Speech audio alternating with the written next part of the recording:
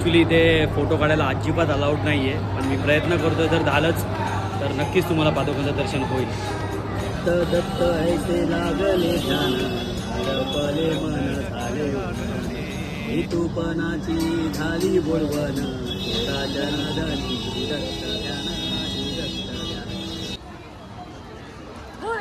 पाय भासतात.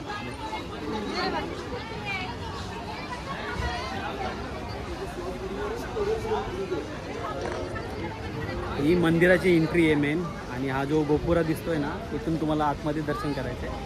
आणि खूप छान असं मंदिराचं एंट्री आहे.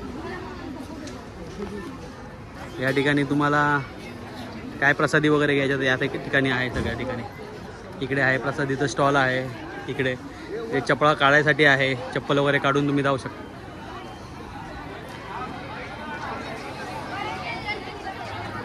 आणि लाईन जी आहे, मोफत लाईन, ती दाखवतो तुम्हाला कुठून आहे ती. ये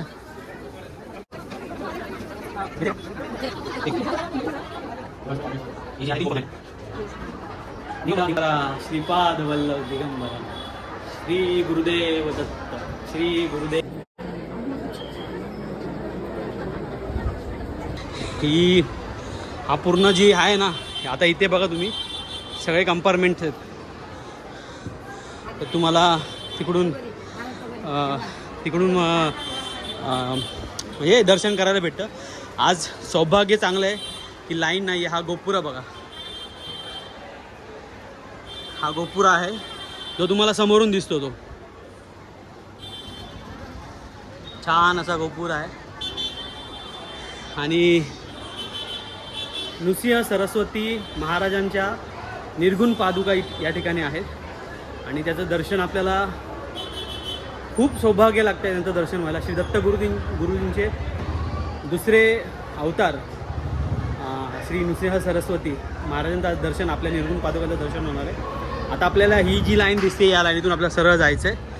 आणि मंदिर हे जे दिसते, हा जो कळस दिसतोय हेच मंदिर आहे. तुम्हाला इथे खाली लोक बसलेले दिसतील. हा जो कळस आहे,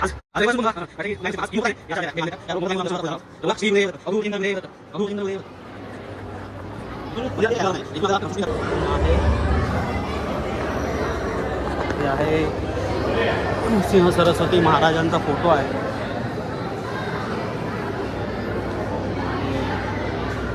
हा मंदिराचा मेन गाभारा आहे, ते आपण आलो आहे आता सध्या. ॲक्च्युली फोटो वगैरे अलाउड नाही आहेत, पण आपण काढतोय. आणि या ठिकाणी नृसिंह सरस्वती यांच्या पादुका आहेत. या ठिकाणी आपण आलो आहे.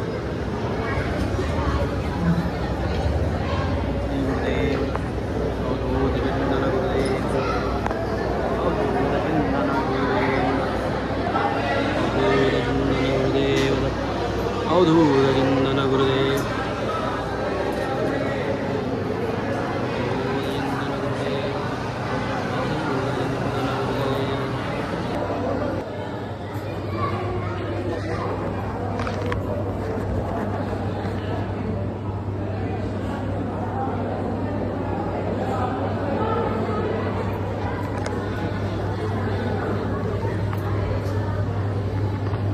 ज्या मठामध्ये आम्ही उभं आहे तिथे साक्षात नृसिंह सरस्वती यांच्या पादुका आहेत.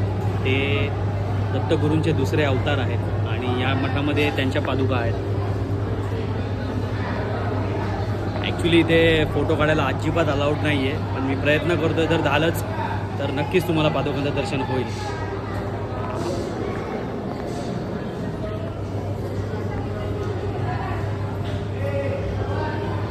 मंदिराच्या गाभाऱ्यामध्ये कुठेही प्रकारचं श्वान आराम के साथ झोपू शकतं, कारण की दत्तगुरूंचे 4 श्वान जे आहेत, म्हणजे आपण त्यांना आता कुत्रा म्हणून संबोधतो, ते त्यांचे श्वान आहेत. ते बिंदास कुठेही झोपू शकतात.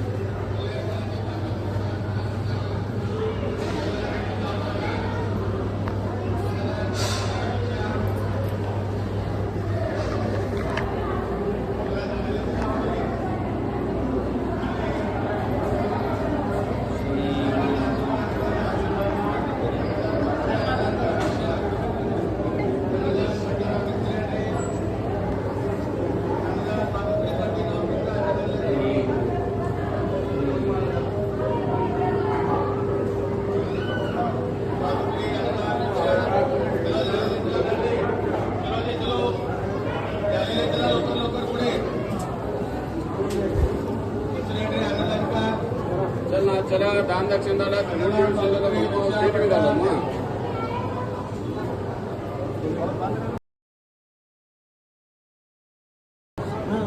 अन्नदानासाठी गावसंघ अन्नदान देणगी एक माळा द्या. या क्षेत्रात अन्नदान केल्यास महापुण्य मिळेल. बोलणे फुलांचे पाकळ म्हणून मदत करा अन्नदानासाठी. अन्नदानाला गावसंघ अन्नदान देणगी.